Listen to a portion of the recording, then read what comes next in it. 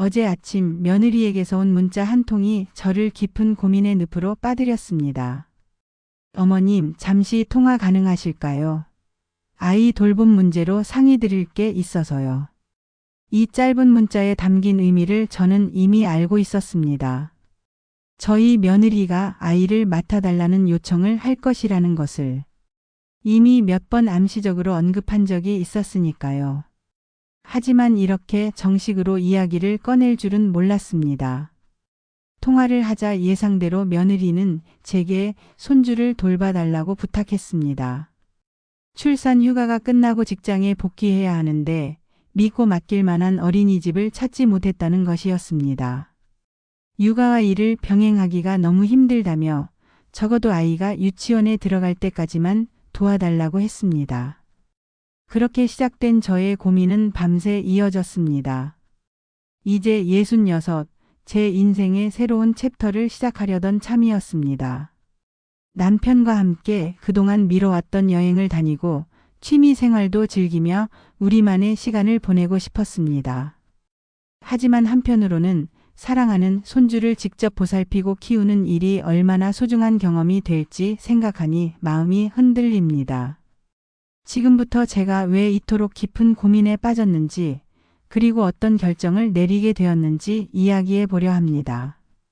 아마 비슷한 상황에 처한 많은 할머니, 할아버지들에게 작은 도움이 될 수 있지 않을까 하는 마음으로요.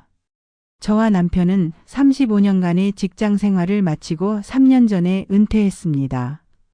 저는 작은 의류 매장에서 판매 업무를 했고 남편은 건설 현장에서 일했습니다.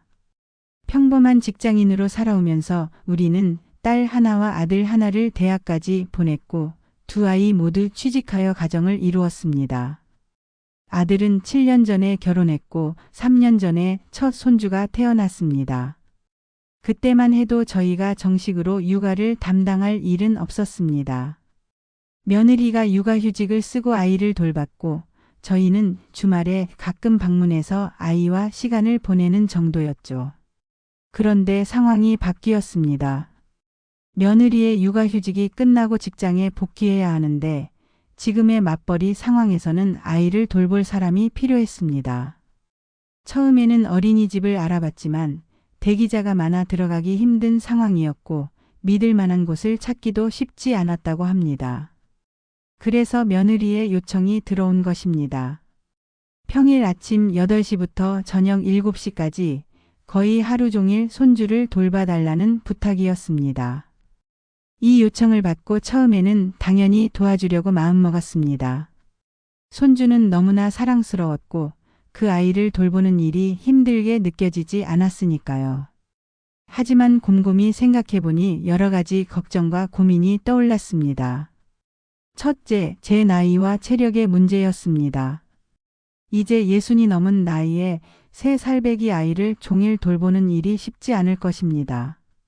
아이는 끊임없이 움직이고 뛰어다니고 관심과 에너지를 요구합니다. 저도 점점 체력이 떨어지고 있는데 과연 아이를 제대로 돌볼 수 있을지 의문이 들었습니다. 둘째, 저와 남편의 계획과 시간의 문제였습니다. 우리는 은퇴 후에 그동안 미뤄왔던 여행을 다니고 각자의 취미 생활을 즐기며 여유로운 노후를 보내고 싶었습니다. 저는 그림 교실에 다니기 시작했고 남편은 등산 모임에 가입했습니다. 이런 계획들이 손주를 돌보게 되면 모두 중단될 수밖에 없었습니다. 셋째, 아이 양육 방식의 차이였습니다. 저와 며느리는 아이를 키우는 방식에 있어 몇 가지 의견 차이가 있었습니다. 간식, TV 시청 시간, 훈육 방식 등에서 종종 의견이 달랐습니다. 이런 차이가 손주를 장기간 돌보는 과정에서 갈등으로 이어질 수 있다는 우려가 있었습니다. 넷째, 경제적인 문제도 있었습니다. 며느리는 특별한 보상 없이 당연히 도와줄 것으로 기대하는 듯 했습니다. 물론 저도 처음에는 그렇게 생각했지만 하루 종일 아이를 돌보는 일은 사실상 전담 보육사와 같은 역할입니다. 이에 대한 적절한 보상이나 비용 분담에 대한 이야기가 전혀 없었습니다. 다섯째, 가장 중요한 문제는 제 역할의 혼란이었습니다. 저는 할머니입니다. 손주에게 사랑과 지혜를 나누어주고 가끔 응석도 받아주는 특별한 존재이지 매일 규칙과 훈육을 담당하는 두 번째 엄마가 되고 싶지는 않았습니다. 할머니로서의 특별함이 일상적인 보육자의 역할로 해석될까 두려웠습니다. 이런 고민들을 안고 저는 며느리의 요청에 즉답을 피했습니다. 남편과 상의해보겠다고 말하고 전화를 끊었습니다. 그날 저녁 남편과 진지한 대화를 나눴습니다. 남편은 처음에는 손주를 돌보는 일에 큰 관심이 없었습니다. 자신은 아이를 돌본 경험이 많지 않고 그건 주로 할머니의 역할이라고 생각하는 듯 했습니다. 하지만 대화를 나누면서 그도 이 문제의 심각성을 인식하기 시작했습니다. 당신이 매일 아이를 돌보게 되면 우리의 노후 계획은 어떻게 되는 거지? 그렇다고 아들 부부가 어려울 때 외면할 수도 없잖아. 하지만 당신 혼자 모든 부담을 짊어지는 건 너무 힘들어. 내가 도울 수 있는 부분이 있을까? 이런 대화가 오갔습니다. 남편도 손주를 사랑하지만 매일 종일 돌보는 일은 우리 두 사람 모두에게 큰 변화와 희생을 요구하는 일이라는 점을 인정했습니다. 우리는 다양한 대안을 고민했습니다. 일주일에 며칠만 봐주거나 하루 중 일부 시간만 맡거나 아니면 완전히 거절하고 다른 방식으로 도움을 주는 방법 등을 생각해 봤습니다. 그리고 다음 날 저는 딸에게 전화를 걸었습니다. 딸은 저희와 조금 더 객관적인 관계에 있었고 아이를 키우면서도 시부모님께 육아를 부탁하지 않고 어린이집과 남편의 도움으로 해결하고 있었습니다. 딸의 조언을 듣고 싶었습니다. 딸은 의외로 냉정한 조언을 해주었습니다. 엄마, 물론 도와주고 싶은 마음은 이해해요. 하지만 엄마도 이제 자신의 인생을 살 권리가 있어요. 특히 은퇴하고 이제 막 여유가 생겼는데 그걸 다시 양육으로 채우는 게 정말 엄마가 원하는 삶인지 생각해 봐야 해요. 게다가 아이를 매일 돌보는 건 생각보다 훨씬 힘들어요.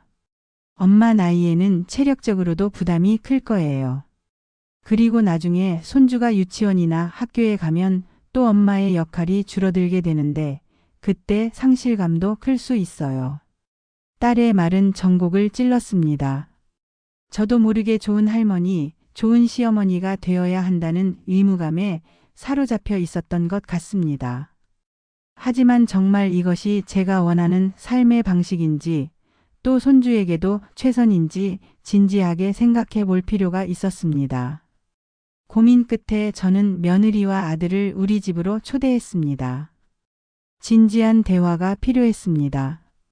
일방적으로 결정을 내리기보다는 서로의 상황과 감정을 나누고 함께 해결책을 찾고 싶었습니다.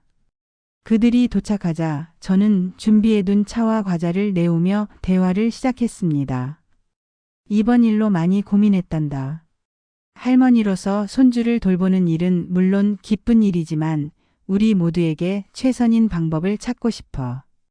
저는 제 고민을 솔직하게 털어놓았습니다. 체력의 한계, 노후 계획, 역할의 혼란 등 모든 것을 이야기했습니다. 그리고 나서 가장 중요한 이야기를 꺼냈습니다.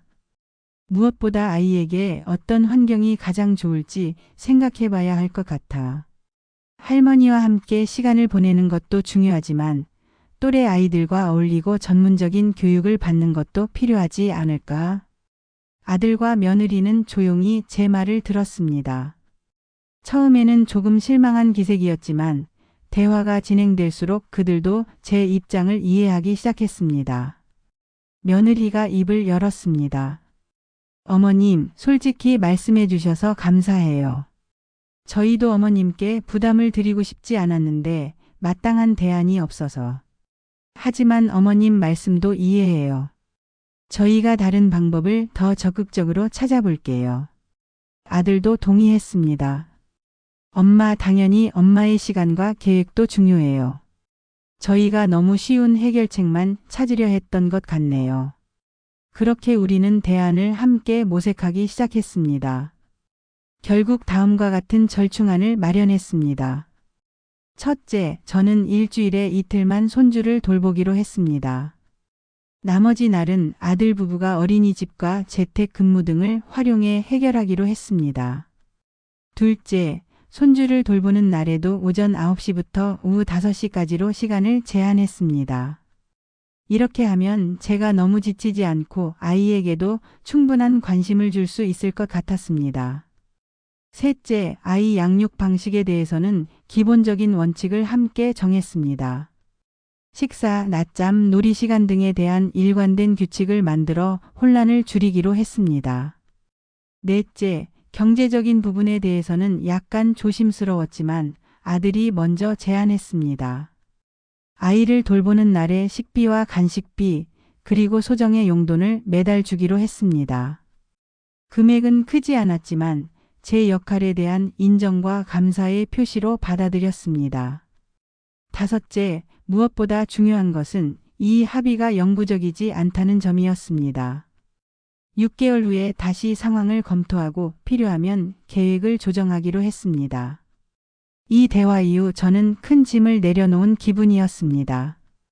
완전히 거절하지도 완전히 수락하지도 않은 중간 지점을 찾은 것이 저희 모두에게 최선인 것 같았습니다.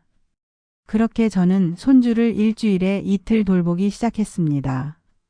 처음에는 적응하는 데 시간이 걸렸습니다. 아이는 가끔 엄마를 찾으며 울었고 저는 현대적인 육아 방식에 익숙해지려고 노력했습니다.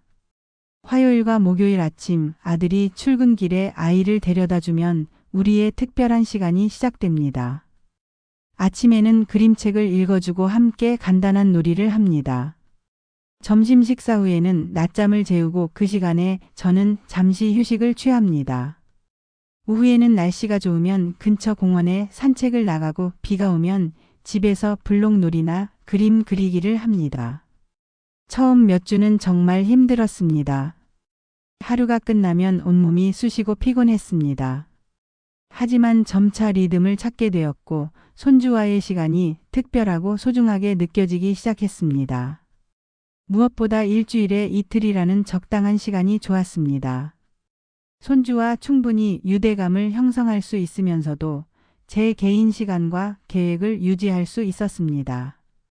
남편과 계획했던 여행도 조금 규모를 줄여 주말을 이용해 다닐 수 있었고 취미 활동도 계속할 수 있었습니다. 며느리와의 관계도 더 좋아졌습니다. 이전에는 조금 어색하고 거리감이 있었는데 이제는 아이를 매개로 더 자주 소통하게 되었습니다. 육아 팁을 공유하고 아이의 성장에 대해 이야기하며 서로를 더 이해하게 되었습니다. 손주는 더욱 쑥쑥 자라났습니다. 할머니와의 시간을 특별히 좋아했고 다른 날에는 어린이집에서 또래 아이들과 어울리며 균형 잡힌 성장을 할 수 있었습니다. 아이는 어린이집에서 배운 노래를 할머니에게 들려주고 할머니에게서 들은 옛날 이야기를 엄마 아빠에게 전해주곤 했습니다. 6개월 후 우리는 약속대로 다시 모여 상황을 점검했습니다. 놀랍게도 모두가 현재의 방식에 만족하고 있었습니다. 아들 부부는 일과 육아의 균형을 찾아가고 있었고 저와 남편도 적절한 역할과 공간을 유지하고 있었습니다. 무엇보다 손주가 건강하고 행복하게 자라고 있었습니다. 그래서 우리는 이 방식을 계속 유지하기로 했습니다. 다만 아이가 자라면서 필요와 상황이 변할 수 있으므로 정기적으로 대화하고 조정해 나가기로 했습니다. 이제 1년이 지났습니다. 손주는 벌써 4살이 되었고 말도 더 잘하고 자기 주장도 뚜렷해졌습니다. 저는 손주를 돌보면서 많은 것을 배웠습니다. 첫째, 손주를 통해 저는 제 자신의 양육 방식을 돌아보게 되었습니다. 제가 아이들을 키울 때는 바쁜 일상 속에서 충분한 관심과 시간을 주지 못했던 것 같습니다. 하지만 이제는 더 여유롭게, 더 의식적으로 아이와 시간을 보내게 되었습니다. 둘째, 현대의 육아 방식에 대해 많이 배웠습니다. 처음에는 우리 때는 이렇게 했는데 라는 생각이 자주 들었지만 시간이 지나면서 새로운 방식에도 장점이 있다는 것을 인정하게 되었습니다. 아이의 자율성을 존중하고 감정을 인정해주는 방식은 제가 배우지 못했던 부분이었습니다. 셋째, 손주와의 관계가 더욱 특별해졌습니다. 일상적인 보살핌과 특별한 할머니로서의 역할 사이에서 균형을 찾게 되었습니다. 아이에게 규칙과 한계를 가르치면서도 가끔은 규칙을 깨는 재미있는 할머니가 될 수도 있었습니다. 넷째, 제 자신의 한계와 필요를 인정하는 법을 배웠습니다. 너무 지치면 잠시 쉬어가는 것이 결국 모두에게 더 좋다는 것을 깨달았습니다. 완벽한 할머니가 되려고 하기보다는 행복한 할머니가 되는 것이 아이에게도 더 좋은 영향을 준다는 것을 알게 되었습니다. 그리고 무엇보다 가족 간의 솔직한 소통이 얼마나 중요한지 다시 한번 깨달았습니다. 처음에 거절하기 어려워 망설였던 것을 생각하면 지금은 제 감정과 생각을 솔직히 표현하고 대화로 해결책을 찾는 과정이 얼마나 중요했는지 알게 되었습니다. 이 이야기를 통해 비슷한 상황에 처한 다른 할머니, 할아버지들에게 몇 가지 조언을 드리고 싶습니다. 첫째, 자신의 상황과 능력을 정직하게 평가하세요. 나이, 건강 상태, 체력, 다른 책임과 계획 등을 고려하여 현실적으로 어디까지 도울 수 있는지 생각해 보세요. 둘째, 모든 것을 다 해주려고 하지 마세요. 부분적인 도움도 큰 도움이 될 수 있습니다. 일주일에 며칠, 하루 중 몇 시간 등 자신이 감당할 수 있는 범위를 명확히 하는 것이 중요합니다. 셋째, 경제적인 부분에 대해 솔직하게 대화하세요. 손주를 돌보는 일이 사랑으로 하는 일이지만 실질적인 비용과 노력이 들어가는 일이기도 합니다. 이에 대한 적절한 인정과 보상에 대해 터부시하지 말고 이야기하는 것이 좋습니다. 넷째, 정기적으로 상황을 재평가하세요. 아이는 빠르게 자라고 필요도 변합니다. 6개월마다 한 번씩 가족과 함께 모여 현재 방식이 모두에게 잘 맞는지 점검하는 것이 좋습니다. 다섯째, 자기 자신을 돌보는 것을 잊지 마세요. 충분한 휴식, 자신만의 시간과 활동, 건강관리 등이 중요합니다. 자신이 지쳐 있으면 아이에게도 좋은 케어를 제공할 수 없습니다. 여섯째, 할머니, 할아버지로서의 특별한 역할을 기억하세요. 부모와는 다른 조부모만의 특별한 관계와 경험을 아이에게 제공하는 것이 중요합니다. 이것이 아이의 정서 발달과 가족 유대감 형성에 큰 도움이 됩니다. 마지막으로 가족 간의 솔직한 소통이 가장 중요합니다. 자신의 감정, 생각, 한계를 솔직하게 표현하고 함께 해결책을 찾아가는 과정이 필요합니다. 손주를 키우는 일 정답은 없습니다. 각 가정의 상황과 관계, 그리고 개인의 여건에 따라 최선의 방법이 다를 수 있습니다. 중요한 것은 모든 가족 구성원의 필요와 감정을 고려하고 균형 있는 해결책을 찾는 것입니다. 저의 경우 완전한 수락도 완전한 거절도 아닌 중간 지점을 찾은 것이 우리 가족에게는 최선이었습니다.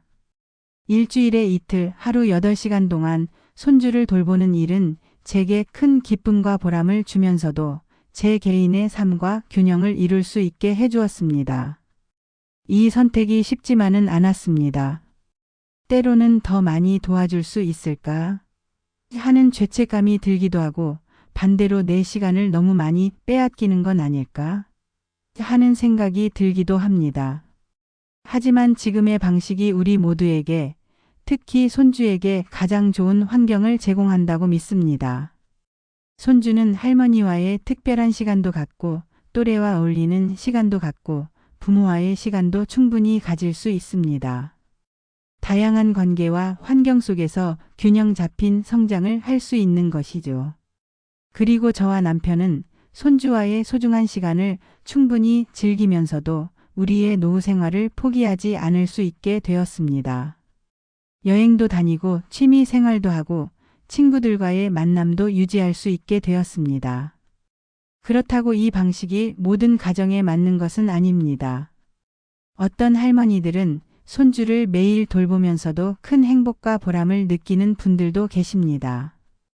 또 어떤 분들은 자신의 건강이나 다른 이유로 정기적인 돌봄이 어려워 다른 방식으로 도움을 주시는 분들도 계십니다.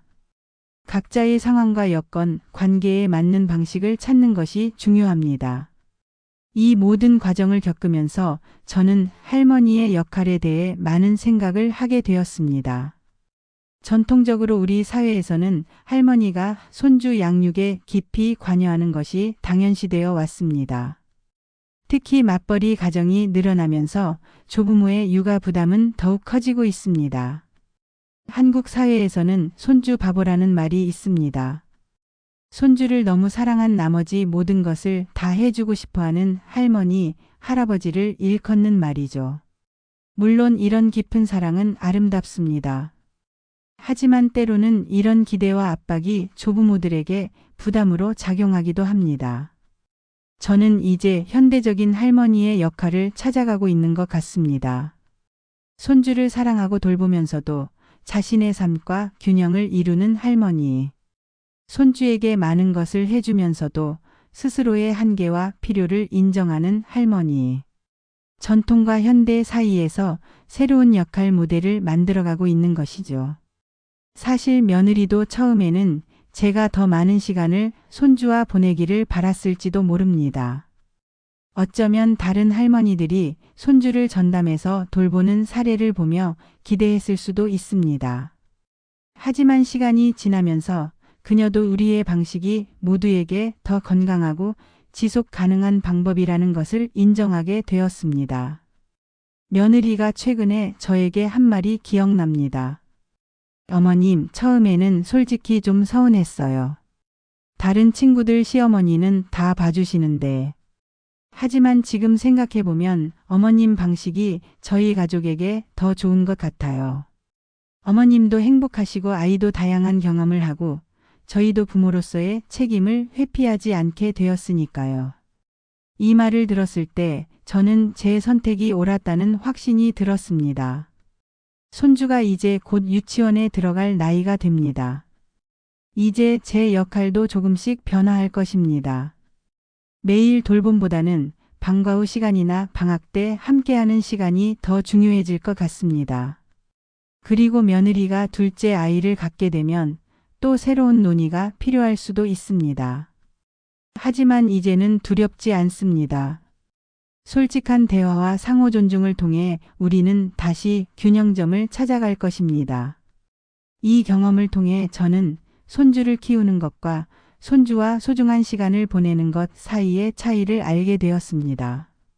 전자는 책임과 의무를 중심으로 하는 일상적인 돌봄이라면 후자는 사랑과 추억을 중심으로 하는 특별한 관계입니다. 저는 이제 두 가지 모두를 적절히 경험하고 있습니다. 일주일에 이틀, 정해진 시간 동안은 책임감 있게 아이를 돌보는 임시 보호자의 역할을 하고 그 외의 시간에는 아이에게 특별한 사랑과 경험을 선사하는 할머니 본연의 역할을 하는 것이죠. 이런 균형이 제게는 가장 행복한 방식입니다.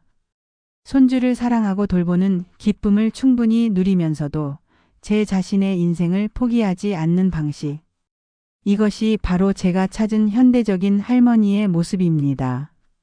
지금까지의 경험을 돌아보면 처음의 두려움과 부담감은 많이 사라졌습니다. 적절한 경계를 설정하고 솔직한 대화를 나누며 서로의 필요를 존중하는 과정에서 우리 가족은 더욱 가까워졌습니다. 손주는 이제 저와 남편을 너무나 좋아합니다. 할머니랑 할아버지 집에 가는 날을 특별히 기다리고 우리와 함께하는 시간을 소중하게 생각합니다. 아마도 매일 보는 관계였다면 이런 특별함은 조금 덜했을지도 모릅니다.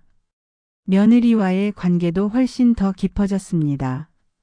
이제는 단순한 시어머니 마이너스 며느리 관계를 넘어 함께 아이를 키우는 동반자로서 서로를 존중하고 이해하게 되었습니다. 육아에 대한 조언을 나누고 때로는 서로의 고민을 털어놓는 관계가 되었습니다. 아들도 예전보다 더 자주 집에 들릅니다. 손주를 데려다주고 데리러 오는 과정에서 짧게나마 대화하는 시간이 늘었고 가끔은 함께 저녁을 먹거나 주말에 시간을 보내기도 합니다.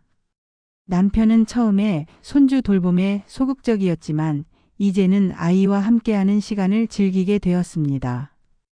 특히 목공일을 좋아하는 남편은 손주와 함께 작은 목재 장난감을 만들며 특별한 유대감을 형성했습니다. 이렇게 우리 가족은 각자의 역할과 공간을 존중하면서도 서로 더 가까워지는 법을 배우게 되었습니다. 사실 우리나라에서 손주 육아 문제는 점점 더 중요한 사회적 이슈가 되고 있습니다. 맞벌이 가정이 늘어나면서 조부모에게 의존하는 육아 형태가 늘고 있지만 이로 인한 갈등과 부담도 증가하고 있습니다. 정부와 사회의 차원에서도 이 문제에 관심을 기울이고 지원 방안을 모색할 필요가 있습니다. 보다 접근성 높은 보육시설 확충, 육아휴직 제도의 개선, 유연근무제 확대 등을 통해 부모들이 직접 자녀를 돌볼 수 있는 환경을 만들어주는 것이 중요합니다. 또한 조부모의 육아 참여를 인정하고 지원하는 제도도 필요합니다. 일부 지자체에서는 이미 손주 돌봄 수당을 지급하는 경우도 있습니다. 이런 제도가 더 확대되고 조부모를 위한 육아 교육이나 정보 제공, 건강관리 지원 등이 이루어진다면 더 많은 도움이 될 것입니다. 하지만 무엇보다 중요한 것은 가족 내에서의 솔직한 소통과 상호 존중입니다. 각 가정의 상황과 관계, 개인의 여건에 맞는 방식을 함께 모색하는 과정이 필요합니다. 손주를 키우는 할머니, 할아버지 여러분, 그리고 부모님의 도움을 받고 계신 자녀 세대 여러분께 마지막으로 한 말씀 드리고 싶습니다. 할머니, 할아버지 여러분, 손주를 사랑하는 마음은 귀한 것입니다. 하지만 그 사랑이 자신을 희생하는 형태가 되어서는 안 됩니다. 자신의 한계와 필요를 인정하고 솔직하게 표현하는 것이 결국 모두에게 더 건강한 관계를 만들어 줍니다. 자녀 세대 여러분, 부모님의 도움은 감사한 것입니다. 하지만 그것이 당연한 것이라고 생각하지 마세요. 부모님도 자신의 인생과 시간이 있으며 노후를 즐길 권리가 있습니다. 가능한 한 많은 부분을 부모로서 책임지려는 노력과 부모님의 도움에 대한 적절한 감사와 보상이 필요합니다. 모든 가족에게 맞는 단 하나의 정답은 없습니다. 각자의 상황과 관계에 맞는 균형점을 찾아가는 과정이 중요합니다. 그 과정에서 서로를 이해하고 존중하며 솔직한 대화를 나누는 것이 핵심입니다. 저의 경험이 비슷한 고민을 하고 계신 분들에게 작은 도움이 되었기를 바랍니다. 모든 할머니, 할아버지들이 손주와의 관계에서 기쁨과 보람을 느끼면서도 자신의 인생을 충실히 살아갈 수 있기를 진심으로 응원합니다. 감사합니다.